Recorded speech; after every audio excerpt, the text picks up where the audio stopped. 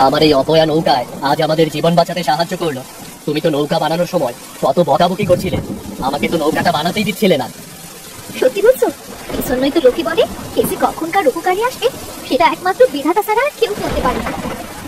গিন্নি, আমরা তো অজানা পথে রওনা দিলাম, কে জানে কোথায় গিয়ে উঠবো।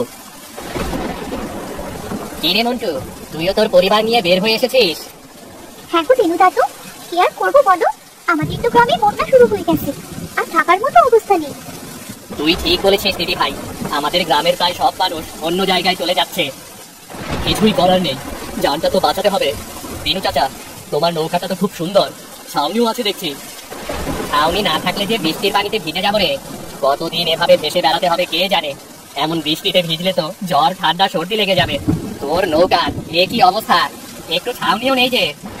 তুমি ঠিক বলেছো, কি আর করা, যা আছে তাই নিয়েই বেঁচে থাকার লড়াই করতে হবে যে। কিন্তু এভাবে বৃষ্টির পানিতে ভিজলে তো তোরা অসুস্থ হয়ে যাবি। আচ্ছা তোরা আস্তে আস্তে আয়, আমি গেলাম। আমার তো পালতোলা নৌকা, দ্রুত চলে যাবে। আমি যেতে থাকি, তুই আসতে থাক, কেমন?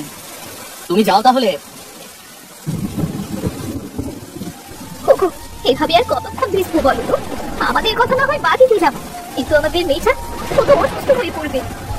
কি করবো বলো, কি করবো আমি গিন্নি?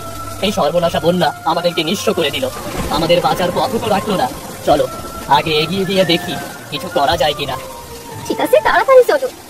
মা, আমার তো খুব শীত করছে, আমি আর পারছি না মা, এভাবে আর কতক্ষণ ভিজতে হবে?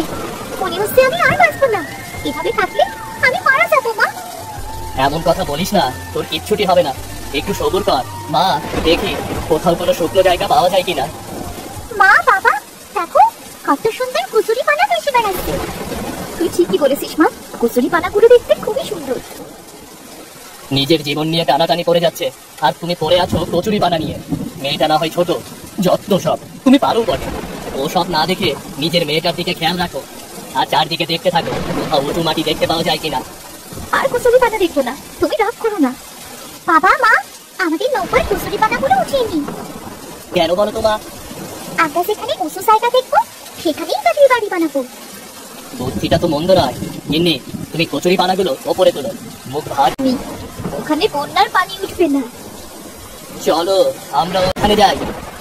বাবা, ওখানে বাসন আছে দেখা যায়।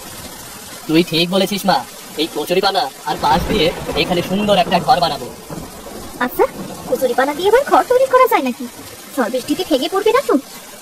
চেষ্টা করলে ক্ষতি কি, ভিজে মরার থেকে চেষ্টা করে দেখি ঘর তৈরি করা যায় কিনা। ঘর তৈরি করতে পারলে এভাবে আর ভিজতে হবে না। কথাটা তুমি মন্দ বলোনি। ঠিক আছে, সবাই মিলে ঘর বানানোর চেষ্টা করি, তাহলে সময়ও কম লাগবে। সবাই মিলে কচুরি পানার ঘর বানাতে শুরু করে। কিছুক্ষণের মধ্যে খুব সুন্দর কচুরি পানার ঘর তৈরি হয়ে যায়। বাহ বাবা, তুমি কত সুন্দর ঘর বানিয়েছো। ভেতরে গিয়ে দেখো তো পানি পড়ছে কিনা। পানি পড়লে তো ঘর বানিয়ে কোনো লাভ হবে না। বাবা, কত সুন্দর ঘর, এত সুন্দর ঘর তো আমি কখনো দেখিনি। বাইরের থেকে ভেতরটা আরো সুন্দর দেখাচ্ছে। বাবা, তুমি একবার ভেতরে আসো না, দেখো না কত সুন্দর দেখাচ্ছে। বাড়ির ভিতরে পানিও পড়ছে না। বাবা, কচুরি পানার বাড়ি এত সুন্দর হতে পারে? দেখো না মা, দেখো আমার বাবা সামান্য কচুরি পানা দিয়ে কত সুন্দর বাড়ি তৈরি করেছে। আমার বাবার কত গুণ। কচুরি পানা দিয়ে বাড়ি তৈরি করা যায়, এই কথা আমি জন্মেও শুনিনি। আজ তোর বাবা বাড়ি বানিয়ে সেটা দেখিয়েও দিল। মা, তুমি তো কচুরি পানার বাড়ি বানাতেই দিচ্ছিলে। হ্যাঁ রে মা, এই জন্যই তো লোকে বলে চেষ্টা করলে সব সম্ভব, চেষ্টা করলে সুফল অবশ্যই আসবে। মা, কথাগুলো আমি নিশ্চয়ই মনে রাখবো। এখন তো বৃষ্টি পড়ছে না আমাদের বাড়িতে, বলছি কি মা, এবার আমাদের শুকনো জামা দাও, আমার খুব শীত লাগছে। এই নে তো জামা, ভিজেটা খুলে শুকনোটা পরে নে।